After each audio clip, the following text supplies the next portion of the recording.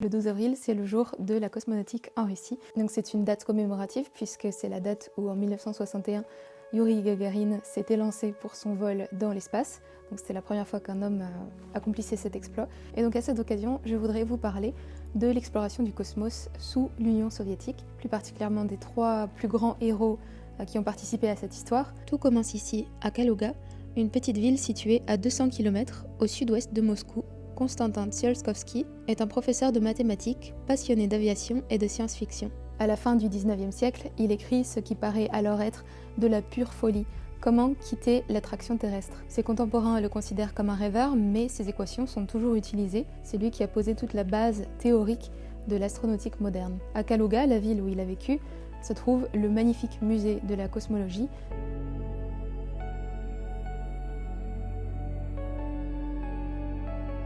Ce musée a été construit en 1967 à Kaluga.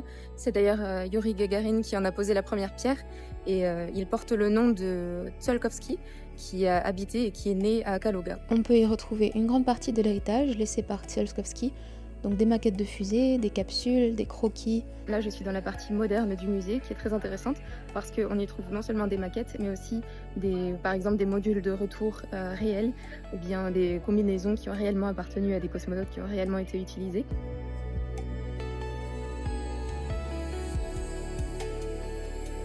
Et celui qui transforma le rêve en réalité, c'est notre deuxième héros du jour, Sergueï Korolev.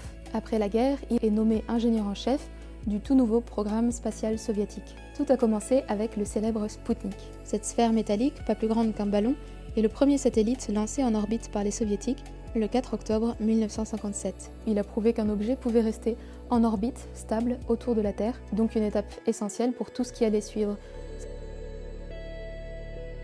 Et enfin, le 12 avril 1961, se déroule l'événement le plus marquant de la conquête spatiale soviétique. Un jeune pilote de 27 ans s'installe dans la minuscule capsule du Vostok et c'est bien sûr Yuri Gagarin. Sa mission est de devenir le premier homme à quitter notre planète Terre. Pendant 108 minutes, Gagarin fait le tour de la planète, découvrant la beauté de la Terre depuis l'espace.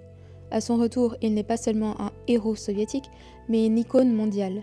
Le premier vol de Gagarin a été non seulement une victoire pour l'URSS, mais pour l'humanité entière, prouvant qu'il est possible de voyager au-delà de notre planète Terre et d'y revenir sain et sauf. Donc depuis les rêves solitaires de Tsiolkovsky à Kaluga jusqu'aux foules qui acclamaient Yuri Gagarin, l'Union soviétique a profondément marqué l'histoire de la conquête spatiale. Tsiolkovsky, je ne peux pas dire ce nom correctement, là qui va jouer ailleurs.